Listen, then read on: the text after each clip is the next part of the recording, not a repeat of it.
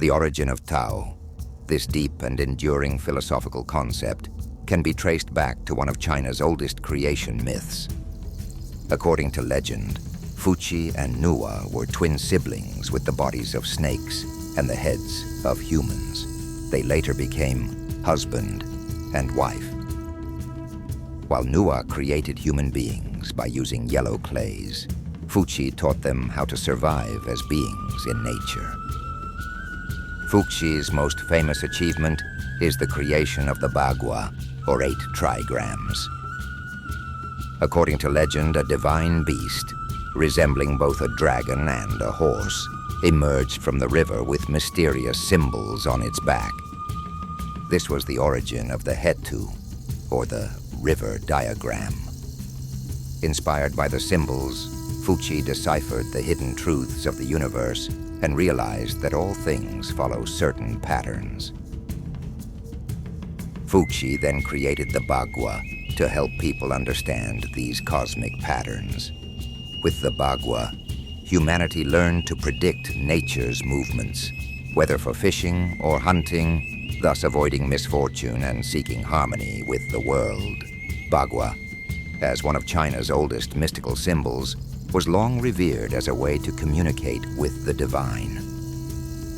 Around 2,000 years after Fuxi, a great flood swept across the world.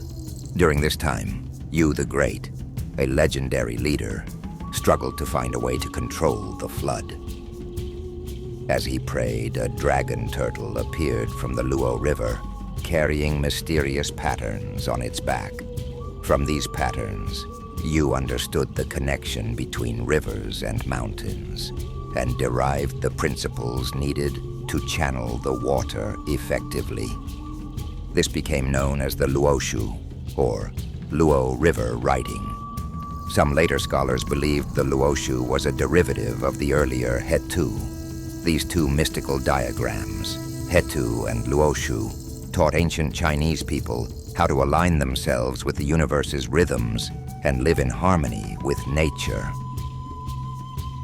They also represent one of the earliest visual manifestations of the concept of Tao. As time passed, the Bagua became more deeply ingrained in Chinese society, particularly as a tool for divination and religious rites.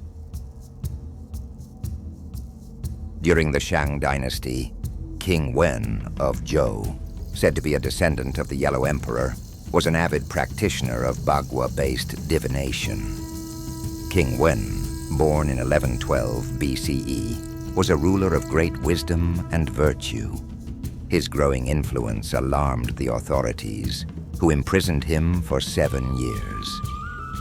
During his imprisonment, King Wen spent his days reflecting on the meaning of the Bagua and expanded it into a more comprehensive system.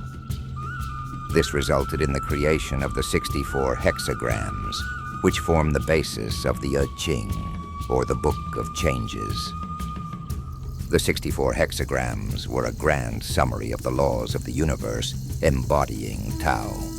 Whether it was Fuai's Bagua or King Wen's hexagrams, they were all applications of Tao, the ultimate expression of cosmic order. Although Fuxi and King Wen laid the foundation for the concept of Tao, it was the great philosopher Laozi who first clearly defined Tao and systematized it as a philosophical concept. Laozi, whose name literally means Old Master, was born around 571 BCE. Legend has it that he was born with the appearance of an old man, which is how he earned his name. Laozi was said to have been a keeper of the royal archives in the Zhou dynasty. Well-versed in history and philosophy, Laozi grew disillusioned with the chaos and decay of the Zhou court and decided to leave for the West to live in seclusion. A fellow court official named Yin Shi foresaw this event by reading the stars and awaited Laozi's arrival at the Hanggu Pass. Yin Shi asked Laozi to share his wisdom on the workings of the world, and in response, Laozi wrote down his teachings in a brief text of around 5,000 characters. This became the I Ching. The I Ching is divided into two parts.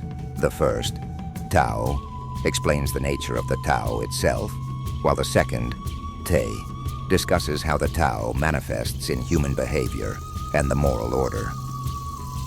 The Tao that can be spoken is not the eternal Tao. Laozi explains that the true essence of Tao is beyond definition and human understanding. Tao is the mother of all things in the universe. It is formless, boundless, and beyond duality.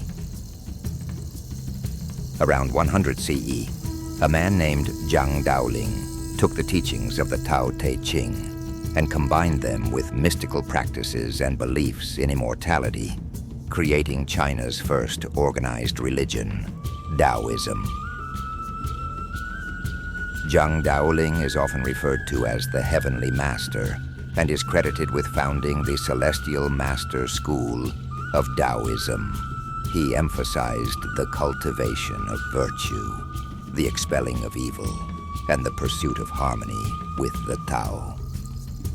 Over time, Daoism became an important part of Chinese culture, blending Laozi's philosophy with spiritual practices aimed at attaining immortality. Tao is not just a religious or philosophical concept. It is a way of living, a reflection of the natural order. It has been a guiding force in Chinese civilization, from Fuxi's Bagua to Laozi's I Ching, and the establishment of Daoism by Zhang Daoling. Tao is a timeless force that transcends both time and space. It teaches us to live in harmony with nature, seek inner peace, and understand the rhythms of the universe. If you're intrigued by the origins and philosophy of Tao, don't forget to like this video and subscribe to our channel to explore more ancient wisdom. In our next episode, we'll dive deeper into the intersection of Daoism and Chinese culture. Stay tuned.